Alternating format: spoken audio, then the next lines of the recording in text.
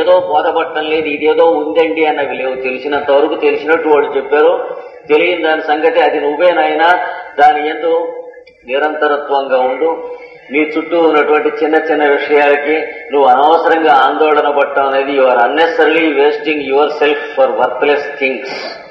వాటిని ఓన్ చేయటం కానీ పొజెస్ చేయటం కానీ మానేసి నువ్వు మామూలుగా తిరుగుతూ ఉంటే నీకు కావలసిన అన్నము, ఇల్లు, వస్త్రము అప్రయత్నంగా నువ్వు చేసిన సత్కర్మ చేత వస్తాయి.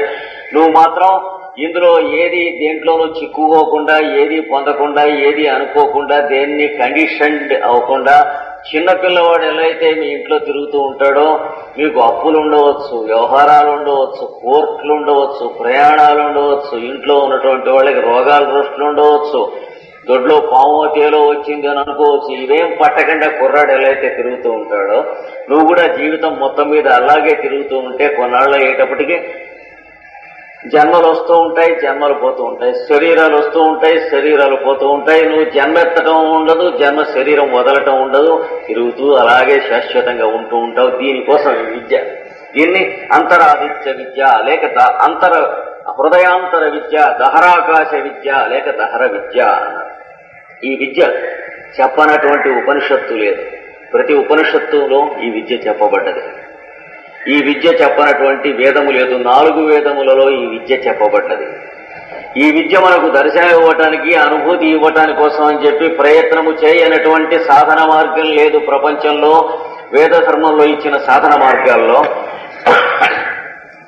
అలాంటి సాధన మార్గములు వేలు వేలు. కొన్ని మంత్రశాస్త్రంగా చిల్లర మార్చినట్లుగా యువతలకు వచ్చినాయి, కొన్ని తంత్రశాస్త్రంగా యువతలకు వచ్చినాయి. అష్టాంగ యోగాభ్యాసము అనే రూపంతో పరిపూర్ణంగా వచ్చింది అందులో ఒక్కదాంట్లో మాత్రమే. దాంట్లో భక్తి జ్ఞాన కర్మల యొక్క సమన్వయ స్వరూపంలో అనుష్ఠానం చేస్తే వస్తాయి.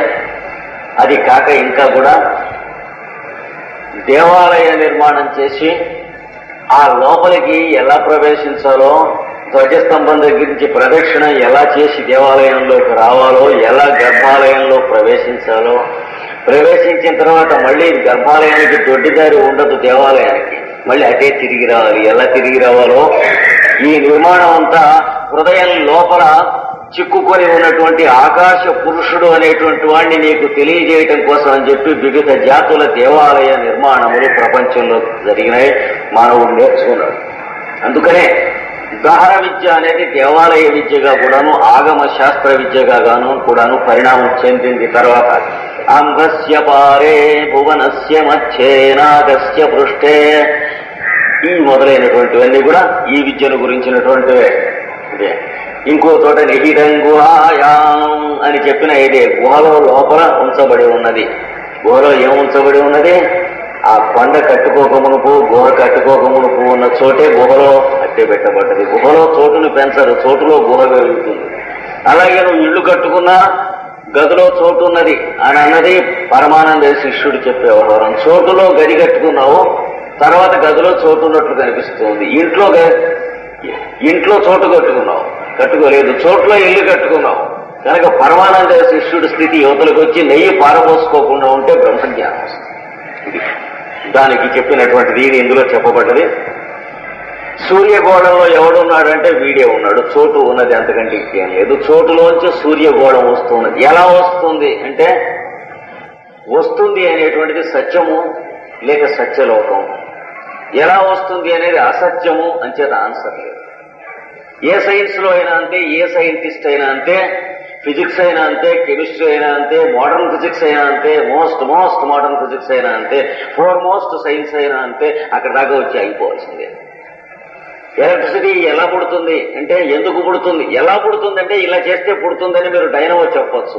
ఎందుకు పుడుతుందంటే నోర్మై అంటుంది ప్రకృతి. పుడుతుంది కాబట్టి చచ్చినట్టు దాన్ని వాడుకో.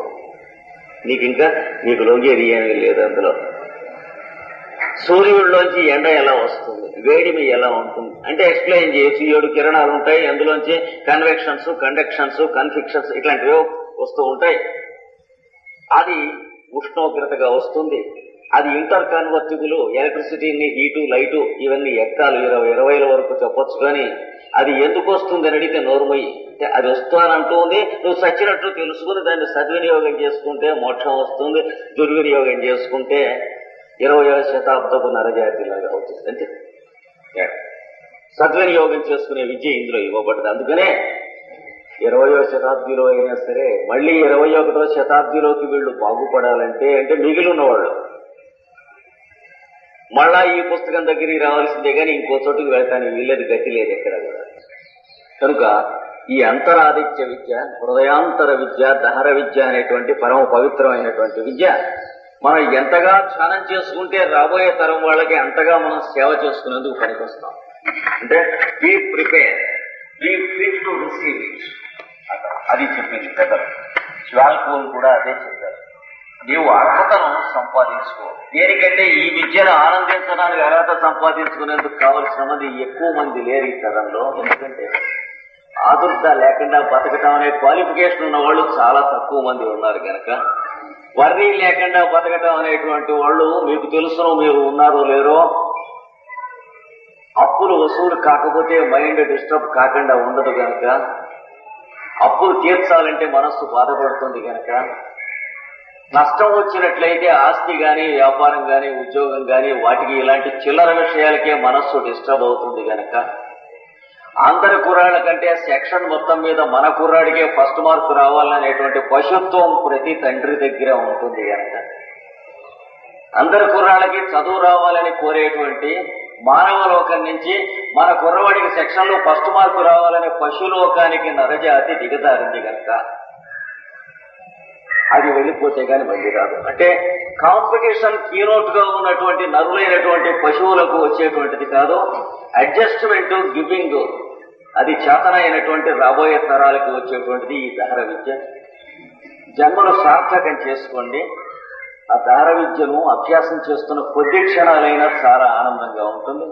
కానీ కొద్ది క్షణాలు ధ్యానం చేస్తున్నప్పుడు, పూజ చేస్తున్నప్పుడు ఆనందంగా ఉండి మిగిలిన 23 గంటలు కూడాను వర్రీలోను, యాంగ్జైటీలోను, క్రేజ్లోను, ఒకనోడు కొట్టుకుంటంలోను, తిట్టుకుంటంలోను, దాంట్లో గడిపేటువంటి గాలిగుంటలో కుక్కల వల్ల జన్మ లేకుండా ఉండేటువంటి స్థితికి తెచ్చుకోండి. ఇది అధ్యయనం చేసి ఒక అరగంట సేపు బాగుంటాము, గంట పూజ చేస్తే బాగుంటాము అనేటువంటిది అప్పుడు అన్ని విషయాలు మర్చిపోవటం, దాన్ని ఆనందం అనరు. అది ఆనంద ఆభాసము, అంటే ఆనందానికి ప్రతిబింబం. అంటే సాయంత్రం బుడ్డి కొట్టేసేటువంటి వాడు దేన్ని కోరుతున్నాడో అంతకంటే ఎక్కువ రాదు. అది ధ్యానం చేసినా అంతే, జపం చేసినా అంతే, తపస్సు చేసినా అంతే. ఆ కాసేపు అన్ని మర్చిపోతున్నాం అనేటువంటిదప్పుడు కేవలం డ్రంకర్డ్, ఎడిక్టెడ్ టు డ్రింక్, తాగుబోతుకి ఆ కాసేపు పొందే ఆనందం ఎట్లాంటిదో ఇది కూడా అంతేగాని ఆనందం మాత్రం కాదు. పెద్దలు చెప్పినటువంటిది, ఈ ఉపాసనలో చెప్పినటువంటి ఆనందం అనేటువంటిది మిగతా 23 గంటల్లో మీకు ఉన్నటువంటి క్రేజ్ గాని, వర్రీ గాని, క్వశ్చనింగ్ గాని, హర్రీ గాని, ఈ ప్రోగ్రామ్ ఉన్నదని గాని, ఈ పని అవ్వలేదని గాని, ఇట్లాంటి డిసీజ్ ఆఫ్ ది మైండ్ పోతుంది. ప్రోగ్రామ్ అప్రయత్నంగా నడుస్తూ ఉంటుంది. మీ శరీరం ప్రోగ్రామ్ ప్రకారం పెడుతూ ఉంటుంది, మీ మనస్సు ప్రోగ్రామ్ ప్రకారం పెడుతూ ఉంటుంది. కానీ ప్రోగ్రామ్ లో ఉన్నటువంటి క్రేజ్ గాని, హేజ్ గాని, హేస్ట్ గాని మీకు ఉండవు. ఈ స్థితి రావాలి, వస్తుంది. అది వచ్చినట్లయితే జన్మ సార్థకం అయినట్లు, అది రానట్లయితే జీవితం జీవించినట్లు కాదు, జీవించి పారేసినట్లు.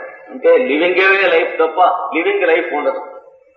అంటే ఒక డోకేడిపోయినట్టుగా జన్మ నుంచి మరణం దాకా ఒక మాట డోక్కుంటాం జీవితాన్ని. ఏం లాభం లేదు దానివల్ల. జీవితం జీవించాలి శుభ్రంగా. ఒక పాయసం తాగినట్లో, పులువ తిన్నట్లో, షడ్రసోపేతమైన భోజనం చేసినట్లో ఉండాలి. కానీ భోజనం ఉద్యోగించిన తర్వాత నువ్వు డబ్బులు ఇవ్వాల్సిన కాపులు ఇవ్వాలి వచ్చాడు తిందో మాట్లాడి చెబితే అప్పుడు చేసే భోజనం అది తెలిసారు. అలాంటి స్థితి వాళ్ళు పొందారు, వాళ్ళు ఆనందించారు, మనకి పొందమన్నారు, మనకి ఇచ్చారు, మనం పొందితే బాగుందని వాళ్ళు ఆశపడ్డారు. అంతకంటే మన దగ్గర నుంచి గురుదక్షిణగా వాళ్ళు కోరినటువంటిది ఏమీ లేదు అని కూడా. భార్య భర్త మీద, భర్త భార్య మీద చీతాలు పడుతున్న వాళ్ళని, మటమటమట్లాడిపోతున్న వాళ్ళని, కోపించుకుంటున్న వాళ్ళని, ఒకరితో ఒకరు మాట్లాడుతున్నటువంటి వాళ్ళని, అభిమానాలు పోతున్న వాళ్ళని, అతిశయాలు పోతున్న వాళ్ళని, పై ఆఫీసర్లు కింద ఆఫీసర్లు కొట్టుకుంటున్న వాళ్ళని, ఒక కులము ఇంకో కులము కొట్టుకుంటున్న వాళ్ళని, ఒక మతం వాళ్ళు ఇంకొక మతాన్ని పాపులు అంటున్న వాళ్ళని, ఇట్లాంటి నులి పురుగులు లాంటి వాళ్ళని చాలా మంది వాళ్ళు చూశారు. అలా ఉండకండి అని చెప్పడం కోసం ఇది పద్ధతి. ఇంత పవిత్రమైనటువంటిది ఈ దహరాకాశ విద్య చెప్పింది. ఆ యంత్రం ఎలా అయితే అది సాధించుకుని ఆకాశంలో ఎలక్ట్రిసిటీని పుట్టిస్తుందో, ఆకాశాన్ని మాట్లాడించడానికి ఈ యంత్రం తయారు చేయబడుతూ ఉన్నది తల్లి గర్భమునందు. తయారైన తర్వాత ఈ శరీరం అనేటువంటి యంత్రం నడుస్తూ ఉంటే దానికి కావలసినటువంటి ఫ్యూయల్, అన్నము పానీయము అనేటువంటివి పడుతూ ఉంటే ఆ లోపల ఉన్న ఆకాశం మాట్లాడుతూ ఉంటే మీరు నేను మాట్లాడుతున్నాం అని అంటున్నాం. ఈ మీరు నేను అనేటువంటిది ఈ మైక్ సెట్ లాంటిది, మీ నోరు నా చెవి అనేటువంటివి ఈ యాంప్లిఫైయర్స్ గొట్టాల లాంటివి. గొట్టం గారు మాట్లాడుతున్నారని మనం అనుకుంటున్నాం అప్పటికి కూడా. అంటే కృష్ణమాచార్యులు మాట్లాడుతున్నాడు, వెంకటరావు వింటున్నాడు, సుబ్బారావు మాట్లాడుతున్నాడు, కృష్ణమాచార్యులు వింటున్నాడు అంటే అర్థం ఏంటంటే మైక్ గారు మాట్లాడుతున్నారు, గొట్టం గారు మాట్లాడుతున్నారు, మనం వింటున్నాం అని అర్థం. అంతకంటే ఏమీ లేదు. అంత బ్రహ్మాండాలు ఉపన్యాసం కూడా ఇస్తారో ఈ గొట్టం అన్నాడు ఆయన. అంటే అంతకు ముందేనాడు యాంప్లిఫైయర్ చూడని వాడు, పల్లెటూరు వాడు, నాబోటి తెలుగు మేస్టర్ మాట వస్తే బస్తీకి వస్తే వాడు సర్వధర్మాన్ని పరిస్థితి ఏకం ఎవడరా ఎవడు కనిపించడా గొట్ట ఇందులో చేస్తుంది. వరే ఈ గొట్టం గారు భగవద్గీత చాలా బాగా చదువుతున్నారు. అలాగే మనం ఒకళ్ళు వాడు మాట్లాడుతూ చూసుకుంటున్నాం ఒకళ్ళతో వాడు. ఇది పద్ధతి నడుస్తుంది. లోపల ఉన్నది ఎవరంటే ఆకాశం గారు అన్నాడు. మాట్లాడుతూ ఉన్నది మీలో మాట్లాడుతున్నది ఆకాశం గారే, నాలో మాట్లాడుతున్నది ఆకాశం గారే, వింటున్నది ఆకాశం గారే, తింటున్నది ఆకాశం గారే.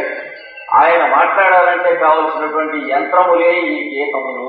ఈ వాక్యానికి అర్థం. దీని మీద నమ్మకం మనకు కుదరాలంటే మన పూర్వపుణ్యం, భగవంతుని యొక్క అనుగ్రహం, గురువు యొక్క సాక్షాత్కారం జరగాలి. ఆ ఇంటే ఉంటే అంత పని జరుగుతుంది అందులో అనేటువంటి అజ్ఞానంలో పడిపోయి దానికి మనకేమి కమ్యూనికేషన్ కటాఫ్ అవుతూ ఉంటుంది. అది కాకుండా చూసుకోవాలి, ఒక్కటే చేయవలసింది. దాని మీద ఎంతగా మనకు విశ్వాసం, క్రమంగా నిజమైనటువంటి విశ్వాసం కలుగుతుందో అంతగా కరెంటు ఫ్లో అవుతుంది, అంతగా కమ్యూనికేషన్ ఉంటుంది. అప్పుడు మనిషికి మధ్య ఉన్న సంబంధం వేరు. ఇంతకు ముందు మనకు ఉన్నటువంటి స్నేహితుడికి, భర్తకి, భార్యకి, భావమతికి ఉన్న సంబంధాలు వేరు. ఇవన్నీ ఇది హృదయ విద్య. అట్లాంటిది ఆకాశం. తస్మిన్నయం పురుషో మనోమయ. అలాంటి లోపల ఉన్న ఆకాశంలో ఈ పురుషుడు నేను నువ్వు అని చెబుతున్నటువంటి వాడు మనోమయ, మనస్సుతో చేయబడినటువంటి వాడై ఉన్నాడు లోపల. దానికి దీనికి కమ్యూనికేషన్ ఈధర్ ఏమిటి అంటే, ఒక స్పిరిట్ ల్యాంప్ లో స్పిరిట్ కదా ఒత్తి వెలగటానికి ఆ పైన ఫ్లేమ్ రావటానికి ఆ స్పిరిట్ ఎలాంటిదో ఇందులో స్పిరిట్ మనస్సు అనేటువంటి ధర్మం. అమృతో హిరణ్మయ. ఎప్పుడైనా ఇది అయిపోతే అన్నాడు. అయిపోదండి అమృతం. ఎట్లా, ఎందుకు అయిపోదంటే ఒత్తి పెట్టి అడుగులో ఉన్న దాంట్లో నూనె పోస్తే నూనె అయిపోతుంది. కానీ ఒక ఎలక్ట్రానిక్ గా ఒత్తి కనిపెట్టాడు అనుకోండి, మీ పోటీ ఇంజనీర్ కనిపెట్టి పైన ఒత్తి ఉంటుంది, కింద ఆకాశం నుంచి ఇలాగ రాసుకుంటూ ఉండి పైన మంట ఇస్తూ ఉంటుంది అనుకోండి. ఇంకా అయిపోవటం లేదు. కొత్త దీపం కనిపెట్టారనుకోండి, కనిపెట్టవచ్చు రేపు మీరు. ఎలాగ ఉంటుంది, ఒక బిళ్ళ తయారు చేస్తాడు, దాంట్లో కన్నం పెడతాడు, పెట్టి ఆ మధ్యన రింగ్ ఉంటుంది చూడండి కన్నంలో, అందులో ఏదో ఒకనొక ద్రవ్యం వాడు కనిపెడతాడు. నాన్ మెటల్ మినరల్స్ లో ఒక మినరల్, ఒక ఎలిమెంట్ కనిపెడతాడు. ఎలా అయితే హీలియం పట్టారో అలాగే పడతాడు. పట్టి అది పెట్టిన చోట అడుగులో ఉన్న చోట్లోంచి దీపం వెలిగేందుకు కావలసినటువంటి శక్తినంతా కూడాను ఆయిల్ లాగో కరెంట్ లాగో లాగుతూ పైన ఒత్తి మీద నుంచి మంట ఇస్తూ ఉంటుందని పెడతాడు. పెడితే ఆ ఒత్తి ఒక మాట వెలిగించి ఇక్కడ అఖండంగా పెట్టినట్లయితే ఓ సెంచురీస్ అలా వెలిగించాడు. అమృత అంటే అర్థం అది.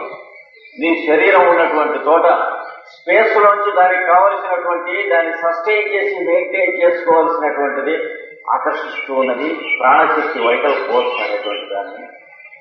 ఈ ఆకర్షిస్తున్నటువంటి ప్రాణశక్తికి ఎన్ని రూపాలుగా ఆకర్షిస్తూ ఉన్నది. ప్రాణవాయువుగా, ఆక్సిజన్ గా ఆకర్షిస్తూ ఉన్నది. శరీరం నిర్మాణం కావటానికి కార్బన్ గా ఆకర్షిస్తూ ఉన్నది. మిగతా కెమికల్స్ గా ఆకర్షిస్తూ ఉన్నది. మిగతా కెమికల్స్ కావలసినటువంటి ఫ్యూయల్ కింద అన్నంగా ఆకర్షిస్తూ ఉన్నది. జలంగా ఆకర్షిస్తూ ఉన్నది. ఈ ఆకర్షించినవన్నీ కూడా ఫ్యూయలే కానీ అన్నం కాదు, ఆహారం కాదు. మనం తినే అన్నం అనేది ఫ్యూయల్, బర్న్ అవటానికి తీసుకున్న ఫ్యూయలే కానీ అగ్ని కాదు. అది అగ్ని ఏమిటి?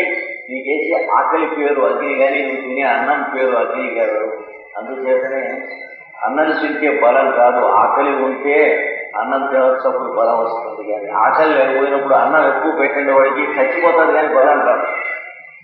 అందుకే అగ్ని మూలం బలం పుంసాం నకు ఆహారం మూలజం బలం అని ఆయుర్వేదంలో ఒక సూత్రం. బలం అనే మాటకి అర్థం నువ్వు తింటున్న విటమిన్స్ అని అర్థం కాదు. చుట్టుపక్కల ఉన్నటువంటి విటమిన్స్ ని కానీ, గాలిని కానీ, నీళ్లని కానీ లోపలికి అబ్జార్బ్ చేసుకునేటువంటి నీలో ఉన్నటువంటి ఎనర్జీ పేరు అన్నం. బలం అని అంటారు కానీ అన్నం బలం కాదు, నీళ్లు బలం కాదు. అన్నం నీళ్ళని వినియోగించుకునేటువంటి బలం నీళ్ళది. అది యువతలకి రాసుకునేటువంటి శక్తి, అది అమృతం. అంతేకాకుండా హిరణ్మయ అంటే బంగారపు రంగుతో కూడినది. సూర్యుడు గోడ ఎలా ఉంటుంది మనకి కంటికి కనిపిస్తుంది అలాగా. హిరణ్యం అంటే బంగారం అనేటువంటి కరువుగోటు అర్థం మొదటి. హిరణ్మయము అంటే కిరణమయము అనేటువంటి పదానికి పర్యాయంగా హిరణ్మయము అని వాడబడింది. సూర్యకిరణాలాగే కొంచెం గొప్ప కొంతవరకైనా బంగారం రంగులో ఉంటుంది కనుక మనకు బంగారం మీద దరిద్రం వచ్చింది. తర్వాత హిరణ్యం అంటే బంగారం అనేటువంటి దరిద్రగోటు అర్థం తర్వాత వచ్చింది.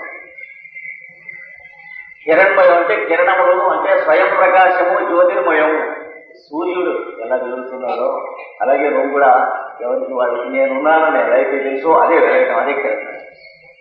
ఆ కిరణములతో కూడినటువంటి ఎక్కడా కూడాను ప్రాచీనమైనటువంటి వేదంలో హిరణ్యము అనేటువంటి శబ్దానికి బంగారం అనే అర్థం చెప్పుకునేది దరిద్రం వచ్చిన తర్వాత మనం చెప్పుకునేది. అంచేతే బంగారం ఎత్తుకుపోయినాడు వాడు ఎవడో దేవుడు పెట్టినా కూడా.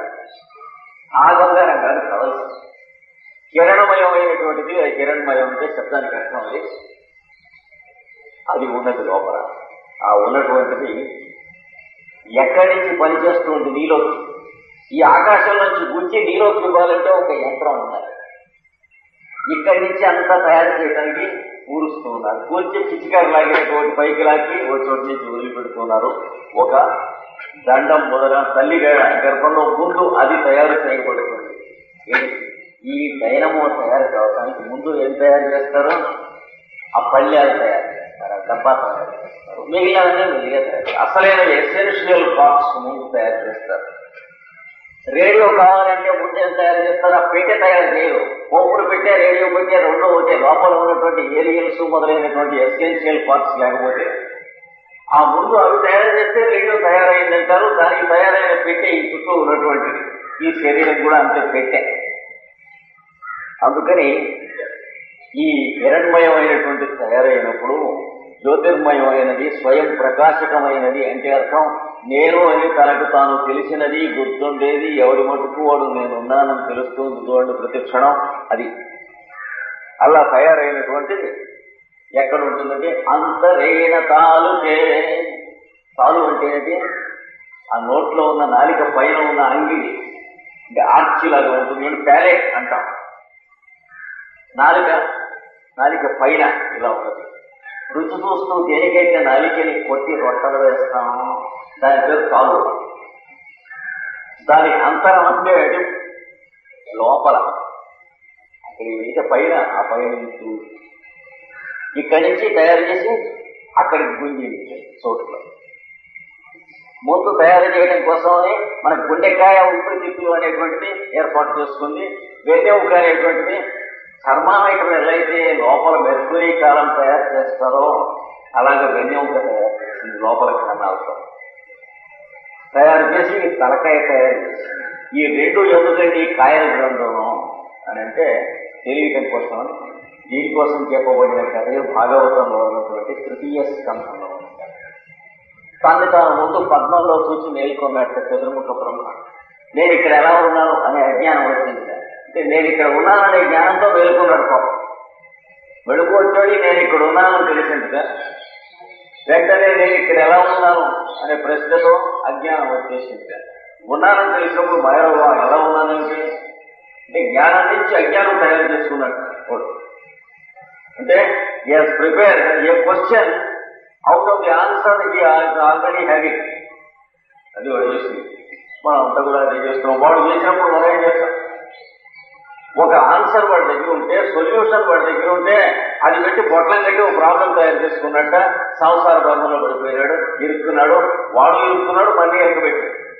అప్పటి నుంచి ఇప్పుడు వరకు వాడు తయారు చేసింది. దీనికి అక్కడ కథ చెప్పాడు అన్నమాట. తర్వాత కూర్చుని వాడు కళ్ళు తెలిసి మనం ఇక్కడ ఎట్లా ఉన్నాం అనుకుని వాడు ఏం చేశాట, ఈ పద్మం భలే గమ్మత్తుగా ఉంది అనుకున్నట్టు తను కూర్చున్నది. అరే దీంట్లో కన్నాలు కనిపించినట్టు నాళం కనిపించింది అడుగునేమో లోతు తెలియదని వీళ్ళేనటువంటి జలములు ఉన్నాయిట, దాంట్లో నాళం ఉన్నదిట, దాంట్లో పద్మం ఉన్నదిట, పద్మంలో తాను ఉన్నట్ట. ఇందులో నేను ఉన్నానని అనుకుంటే సరిపోదు, పేచీ లేకుండా ఇందులో మనం ఎలా ఉన్నాం, దీని సంగతి ఏమిటో, ఇందులో ఒక కన్నంలోకి వెళ్ళి కన్నం పిహెచ్డి సబ్మిట్ చేద్దాం, ఎంత అవుతుందో చూద్దాం అని పెడుతుంటే ఆ కన్నంలోకి వీడు వెళుతున్నట్టు అది ఇంకా ఉంటూ ఉంది, వెళుతున్నట్టు ఉంటూ ఉంది, వెళుతున్నట్టు ఉంటూ ఉంటుంది. వెళ్ళి వెళ్ళి వెళ్ళి వెళ్ళి వెళ్ళి చివరికి అనుమానం వస్తుంది, ఒరే మనం బయలుదేరిన చోటు నుంచి ఎంత దూరంలో ఉన్నాం, చాలా స్పీడ్ లో వచ్చామే, కోప తీసి ఈ లాస్ట్ అవర్ వే మనం బయలుదేరిన చోటుకి ఎడలేమో, ఎందుకు వచ్చిందని వెనక్కి తిరిగేటప్పటికి మనం వెళదామనే చోటుకి వెళదామని కనుగొని చోటికి ఎక్కడికి పోలేదు, అక్కడే ఉన్నట్టు పాపం తిరిగి ఏమి వెళ్ళలేదు. తెలియక చూసుకోక సర్వీస్ స్టేషన్ లో సర్వీస్ చేయించి పెట్టినటువంటి కార్లు తెల్లవారుజామున 80 కిలోమీటర్ స్పీడ్ లో పెట్టారు, కానీ బండి కదలటం లేదు. అప్పుడు చూసుకున్నట్టు దిగొచ్చి జాకీల మీద పైకి లేచి ఉండిపోయింది. ఆ పద్ధతిలో నడిపింది. వెళ్ళి ఈ కథ ఇప్పుడు ఇక్కడ చెప్పబడినటువంటి అప్పుడు ఈ లోపల సృష్టి తయారు చేసుకున్నట్ట చోటులో అంతరేణ తాలుకే తాలువునకి అంతరంలో ఏషస్తన ఇవావలంబతే పైకి కిందికి ఆవు తన్నులాగా మేక తన్నులాగా వేళ్లాడుతుంది. గొంతులో వేళ్లాడుతూ ఉండేది కాదు, దాని పైన లోపల ఈ గొంతులోది ఏ వేళ్లాడుతూ ఉన్న దానికి ఒక పెట్టె లాంటిదో ఆ అసలు వేళ్లాడుతూ లోపల అవుతుంది. దాన్ని ఎనాటమీలో పీనియల్ గ్లాండ్ అంటారు. దాని ఫంక్షన్స్ ఏమిటంటే 15 సంవత్సరాల వరకు మోడర్న్ మెడిసిన్ వాడికి అన్నం అంటే ఏమి లేవు అన్నారు, ధృతరాష్ట్రంలో ఉన్నామన్నారు. ఈ మధ్యనే కాదు అది ఉన్నాయో అంటున్నారు. అట్లా వేళ్లాడుతూ ఉంటుంది పైనుంచి. దాని పేరు ఇంద్రగ్రంథి అని అంటారు. అంటే అక్కడికి తీసుకొచ్చి లాగే వదిలిపెట్టాక ఈ చోటులోంచి మాట్లాడటానికి కావాల్సినటువంటి ఏర్పాటు అంతా మనిషి చోటుగా మాట్లాడాలంటే ఇవన్నీ పెట్టేట వెన్నె ఒక ఈ దానికి కొంత చిన్నగా గుండెకాయ ఊపిరి తిత్తురు అక్కడి నుంచి వెన్నెముకలోంచి లిక్విడ్ లాగకుండా డాక్టర్ లాగినట్టు ఎల్పి కొట్టకుండా అంటే లంబార్ పంక్చర్ అని తీస్తారు. అలా కొట్టకుండా వాడు పొటెన్షియల్ ని అందులోంచి యువతలకి కరెంట్ కింద వచ్చేటట్టుగా లాగేస్తారు. అది వాడు చేసింది అలాగేదా నాన్ ఎగ్జిస్టెన్స్ లోంచి ఎగ్జిస్టెన్స్ లోకి లాగేట, అవ్యక్తంలోంచి వ్యక్తంలోకి లాగేటువంటి డైనమో ఒకటి ఏర్పాటు ఉన్నది తల్లి గర్భంలో ముందు ఇదేంటి తయారయ్యేది. అందుకని వేదాల్లో కూడా ఏం చెప్పారంటే ముందు ఒక కాయ తయారవుతుంది తల్లి గర్భంలో తయారై అందులో ఇంజనీర్లు అందరూ మొట్టమొదటి పెద్ద పెద్ద అంటే అసలు మొట్టమొదటి ఇంజనీర్కి కావాల్సినటువంటి వాడు బాగా పర్ఫెక్ట్ గా తెలిసినటువంటి వాడు మా శ్రీరామూర్తి రాజు అంతా చేరాక చేస్తే వాళ్ళు ఇక్కడికి కిందికి ఏర్పాటు చేయాలి. ఎట్లాగా కిందికి ఏంటంటే ఆకాశం నుంచి ఈ లోకంలోకి మాట్లాడుకునేట్టుగా వెహికల్స్ తయారు చేయాలని పెట్టుకుని అక్కడికి నిత్యం వేశారు తయారు చేసి. అంటే వెన్నె ఒక నుంచి కామా పెట్టినట్టుగా ఈ తలకాయ నుంచి వెన్నె ఒక ముందు తయారైంది తల్లి గర్భంలో. ఇక ముందు గిరగిరిగిరా సుడిగుండం తిరిగినట్టు తిరిగి ఇట్లా బుడగల్ని వచ్చి కాయల్ని కట్టారట. కట్టి అందులోంచి కిందికి కామా పెట్టినట్టు వెన్నె ఒక దింపారట. మనకు యజుర్వేదానికి బ్రాహ్మణమైనటువంటి శతపథ బ్రాహ్మణంలో గ్రంథంలో చెప్పబడిన విషయం. ఈ దిగు వచ్చినటువంటి దాన్ని వెన్నెముకలోకి ఈ పై నుంచి కిందికి కింది నుంచి పైకి ఈ లోపల కన్నం పెట్టి దాంట్లో ఇవి తయారు చేశారు. ఈ పొటెన్షియల్ ఆ పై నుంచి వాళ్ళు కిందికి మాట్లాడాలంటే వాళ్ళకి నోళ్ళు వీళ్ళు ఏం లేవు కదా పాపం. వాళ్ళు మాట్లాడాలంటే ఇవి తయారు చేసుకునేందుకు దేవతలకి పెట్టారు. అందుకనే పరోక్ష ప్రియులు దేవతలు ప్రత్యక్షంగా మాట్లాడలేరు. మీ నోరు ద్వారా నానోరు ద్వారా మాట్లాడాల్సిందే. వాళ్ళు తినలేరు, మీ నోరు ద్వారా నానోరు ద్వారా తినవలసిందే. వారు వినలేరు, మీ చెవి ద్వారా మా చెవి ద్వారా వినవలసిందే. కానీ వినేవాళ్ళు వాళ్ళే, తినేవాళ్ళు వాళ్ళే, చూసేవాళ్ళు వాళ్ళే. వీళ్ళందరిలో పనిచేసేటువంటి ఆయన ఈ మైకుల ద్వారా లోపల ఆకాశం గారే. ఆకాశం గారిలోంచి పుట్టిన ఈ ఇంజనీర్లు ఆకాశం గారిని యువతలకి బ్రాడ్కాస్ట్ చేయడం కోసం ఇవన్నీ ఏర్పాటు చేశారు. ఇది అంతరాదిత్య విద్య.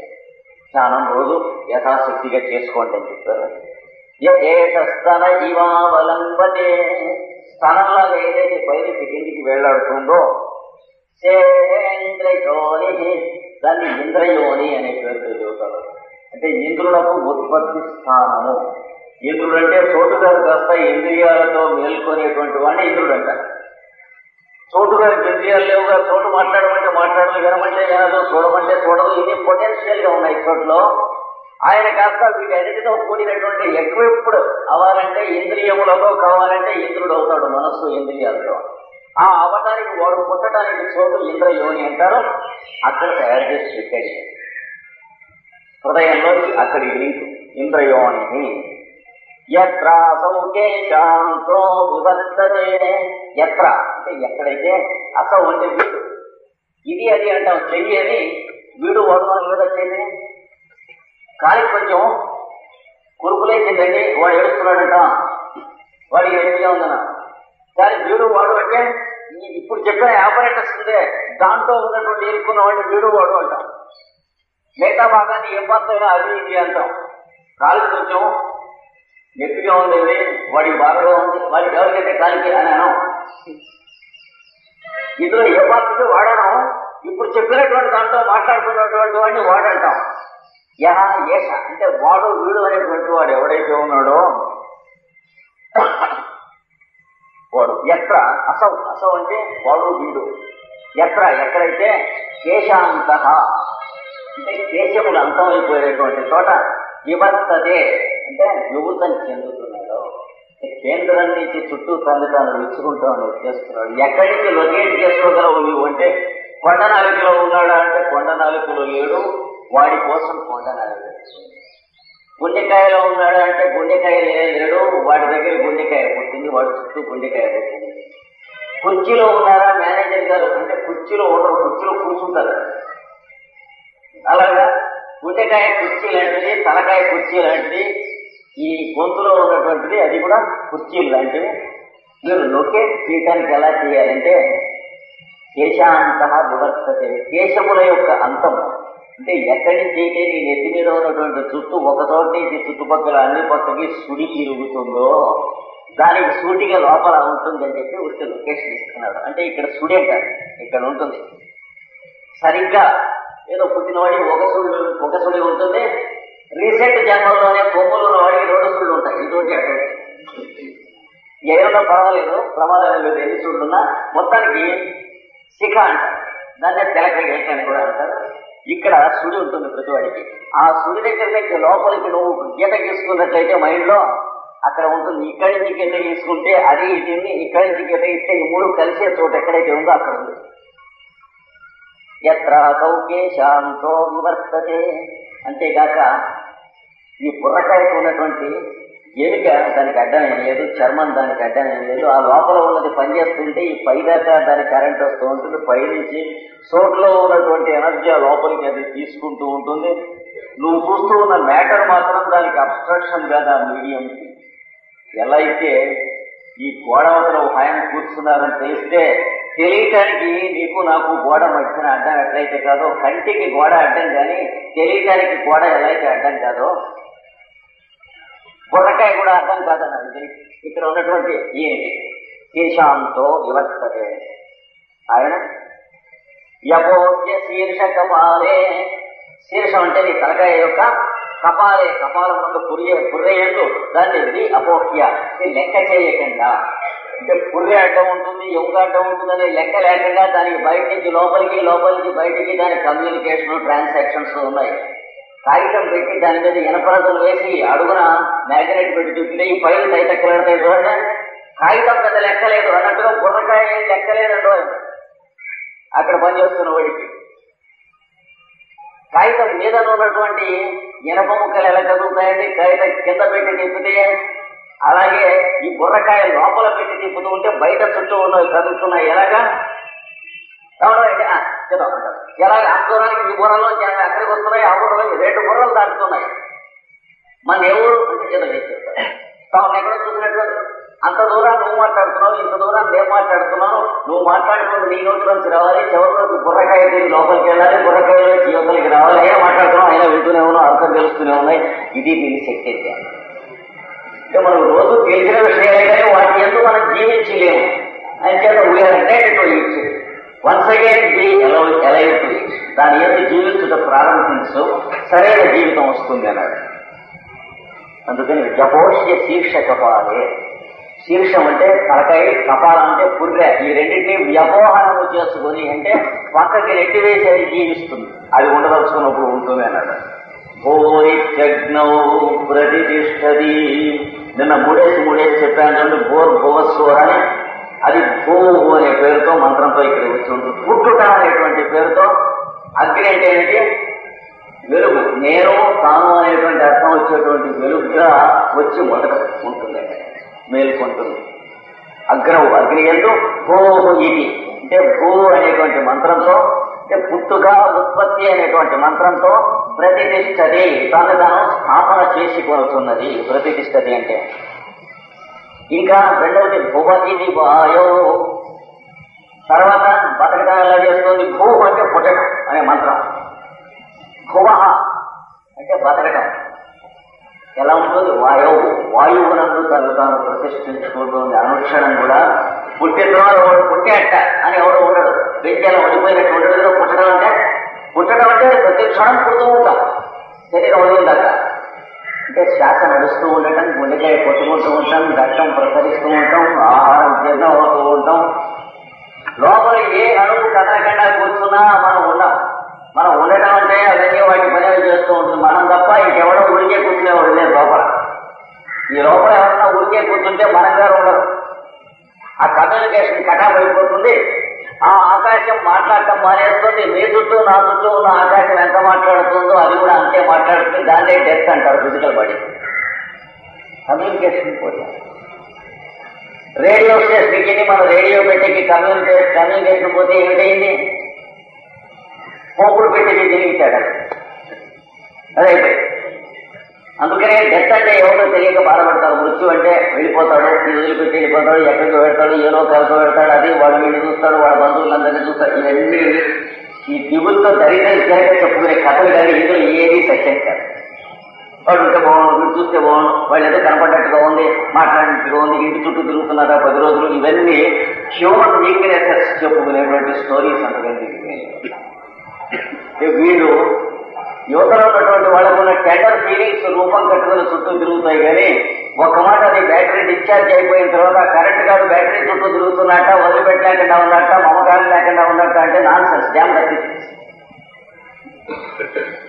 సెల్ డ్రై సెల్ అయిపోయింది బ్యాటరీ లైట్ లో అయిపోతే ఇలాంటి నుంచి అందులో ఉంటూ ఉన్నది వదలలేక ఆ సెల్ చుట్టూనే తిరుగుతూ ఉన్నది. అందులో కరెంట్ అంటే ఆ మాటకి ఎంత అర్థం ఉందో దీనికి అంతే అర్థం ఉన్నది. కనుక వేదంలో ఇలాంటి పిచ్చిపోతలు ఎవరు చెప్పలేదు. లోకాలంటే వాళ్ళ అర్థాలు లేవు. అంతేగాని వదిలిపెట్టాక ఇంటి చుట్టూ తిరుగుతూ ఉంటారు, వేరే ఏం లేవు, విశాఖ అర్థాలు లేవు. అది ఎప్పుడు చెప్పుకున్నా ఇప్పుడు మనకు కావాల్సిన విషయం కాదు.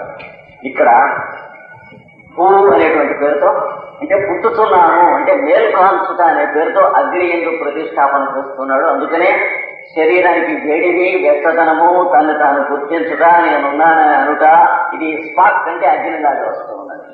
భువ అని జీవిస్తూ ఉన్నాడు అనుక్షణం. ఎలాగ వాయువునందు జీవిస్తున్నాడు. వాయువు అంటే ఎక్స్పాన్షన్, కంట్రాక్షన్ అని అర్థం. చోటులో ఎక్స్పాండ్ అవుతూ కంట్రాక్ట్ అవుతూ ఉంటున్నాడు కనుక మన శరీరంలో ప్రతి అణువులోనూ కూడా ఎక్స్పాండ్ అవుతూ కంట్రాక్ట్ అవుతూ ఉన్నాడు. ఇక్కడ కూడా ఎక్స్పాండ్ అవుతూ కంట్రాక్ట్ అవుతూ ఉన్నాడు కనుక ఎక్స్పాండ్ అయినప్పుడు గాలిని లోపల తీసుకునేటువంటిది, కంట్రాక్ట్ అయినప్పుడు లోపల ఉన్న గాలిని బయటికి నెట్టేది, దాన్ని వాయువు అంటారు. వాయువు అంటే గాలి మాత్రం కాదు, శాస్త్రీయంగా రఫ్ గా వాడచ్చు, ఏ పదమైన దేనికైనా వాడచ్చు, లేదాని కింద అది అర్థం వేరు. కానీ వాయువు అనేటువంటి శబ్దానికి గతిగంతనే అని శాస్త్రం. అంటే expansion, contraction, double pulsation, centripetal and centrifugal pulsations. అది ప్రాణము లేక వాయువు అన్నారు. ఆ వాయువునందు ఉంటున్నాడు కనుకనే ఊపిరితిత్తులు పెద్దవటం, చిన్నవటం అనేది ఉండి గాలి లోపలికి తీసుకుంటాం, బయటికి వదిలిపెట్టడం జరుగుతూ ఉన్నది. వాడు బతికున్నాడు కనుక శ్వాస పీల్చి విడిచిపెడుతున్నాడు. అంతేగాని శ్వాస పీలుస్తున్నాడు కాబట్టి బతికున్నాడు ఎవడు.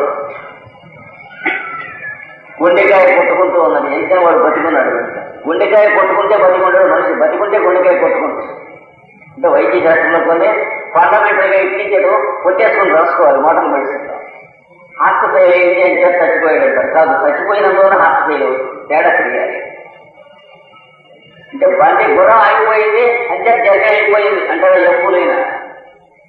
కారులో పెట్రోల్ అయిపోయింది అంచేత ప్రయాణం అయిపోయింది అన్నాడు ఎవడన్నా. అది పిచ్చుకుండా వాడు ప్రయాణం అంటే వాడు ఎడవలసిన డెస్టినేషన్ వచ్చింది కానీ కారు అయిపోయింది. ఇక్కడ కొంచెం మోడర్న్ మెడిసిన్ లో ఉన్న మిస్కన్సెప్షన్స్ మెరిసియస్ గా కరెక్ట్ చేసుకోవాలి. భయపడి బాధపడి సిగ్గుపడి రావాలి. హార్ట్ ఫెయిల్ చచ్చిపోయాడు అని రాస్తారు.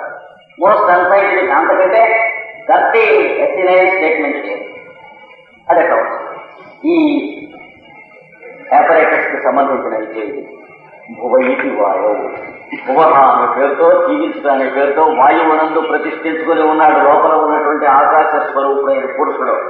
సువరిత్యాదిత్యే, సువహ అనేటువంటి దాంట్లో ఆదిత్యుని ఎందున్నాడు. ఆదిత్యుడు అంటే ఇదేమో భూలోకం, ఇదేమో వాయులోకం. ఆదిత్యుడంటే నేను అని మనకి మనం ఎవరు చెప్పలేకుండా తెలిసే లోకం. లేక అక్కడ సూర్యుడు నేను అనే పేరుతో ఇన్ని లోకాలని పుట్టిస్తున్న లోకం. అందులో ఉన్నటువంటి నేను అనేటువంటి ప్రజ్ఞ మేల్కొంటాను.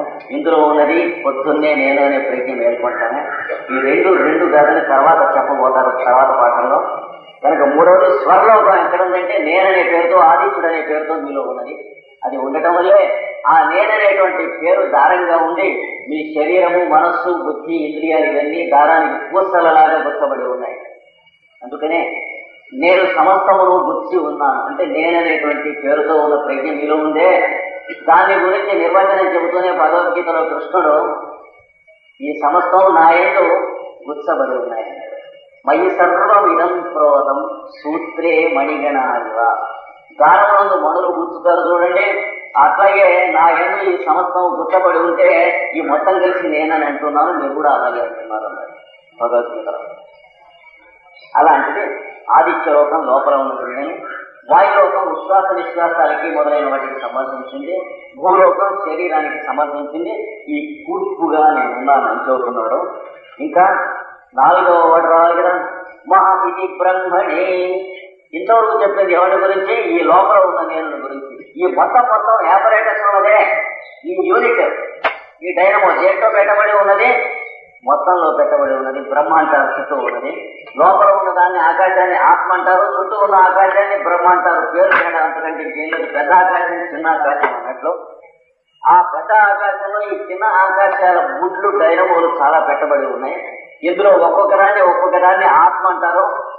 ఈ ఎన్నిటి చుట్టూ ఉన్నదాన్ని బ్రహ్మ అంటారు. కనుక మహావీధి బ్రహ్మణి, ఈ మొత్తం అని చెప్పబడేటువంటి బ్రహ్మయందు ఇది ఉంటూ ఉన్నది ఈ ఆకాశాన్ని.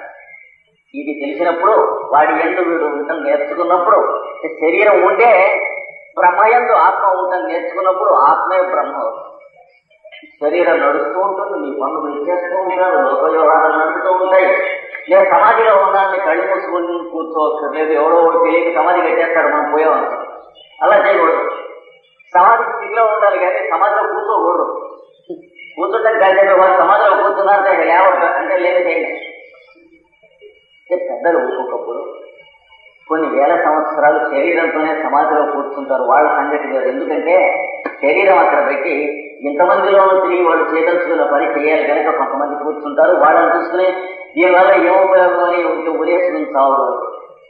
అంటే ముమ్మడివరం బాలయ్య అలా కూర్చున్నాడు, వాడి వల్ల ఏం ఉపయోగం అని పేపర్లలో ఆర్టికల్స్ లేకపోతే వాతముండ కొడుకుంటున్నారు, వాటికి ఏం తెలుస్తారు. శరీరం ఒక చోట అట్టపెట్టి వాళ్ళు చేయవలసిన పని మన శరీరంతో చేస్తే కొన్ని 100 మైళ్ళే చేయగలరు, కొన్ని 100 మైళ్ళ కంటే స్పీడ్ వెళ్ళదు శరీరం. కనుక వాళ్ళు చేయవలసిన ప్రోగ్రామ్ కొంచెం ఒక టైం కంటే చాలా స్పీడ్ ఎక్కువైపోయినప్పుడు ఏం చేస్తారంటే ఒక్కొక్కప్పుడు అవసరం వచ్చినప్పుడు వాళ్ళు ఆ శరీరం అక్కడ పెట్టేసి 100 ఏళ్ళు 200 ఏళ్ళు వాళ్ళు చేయవలసిన పని చేసి మళ్ళీ దొరుకుని వచ్చేస్తారు. లేదా శరీరం మట్టిలో వెళ్ళిపోతే ఇంకో శరీరం పుట్టుకుని వచ్చేస్తారు. అట్లాంటి చోట తెలిసి తెలియనటువంటి పిచ్చివాగుడు పేపర్లో ఈ వాడెవడు ఆర్టికల్స్ రాస్తూ ఉంటాడు. ఇట్లాంటి వర్షం వాళ్ళు రాసేట్టు నరసింహుడు వాడు రాసినట్టుగా రాయకూడదు ఆర్టికల్స్. ఇప్పుడు ప్రిన్సిపల్ ప్రొఫెసర్ అయి ఉండొచ్చు కానీ ఎన్ఫ్రాంట్ ఇగ్నోరెన్స్ అండ్ ఎన్ఫ్రైడ్ ఎర్రర్. సింహాసనంలో కూర్చోబెట్టిన ఇగ్నోరెన్స్ అయ్యే సంగతి ఎన్నట్టుంటాయి. వాళ్ళు సన్నాసులు వాళ్ళకి ఏం తెలియదు, ఫండమెంటల్స్ అని తెలుస్తాయి కానీ ఈ విషయానికి ఏం భంగం ఉండదు కనుక ఇది తెలిసి జాగ్రత్తగా రోజు అధ్యయనం చేసి దీన్ని అనుసంధానం చేసుకుంటున్నారు. అంటే స్పేస్ మీటింగ్ అనేటువంటి ఆయన స్పేస్ అరౌండ్ అని ఆయనతో లింకప్ చేసుకుని అది ఇది తెలిసి నేను అని చూపిస్తూ ఉంటే దాంట్లో ఈ బాడీ ఫ్లోట్ అవుతూ ఉంటుంది వాడికి. అట్లాంటి వాడు ఆప్నోతి స్వరాజ్యం, వాడు స్వరాజ్యాన్ని పొందుతాడు. స్వరాజ్యం కాదు, స్వరాజ్యం అంటే స్వరాజ్యం.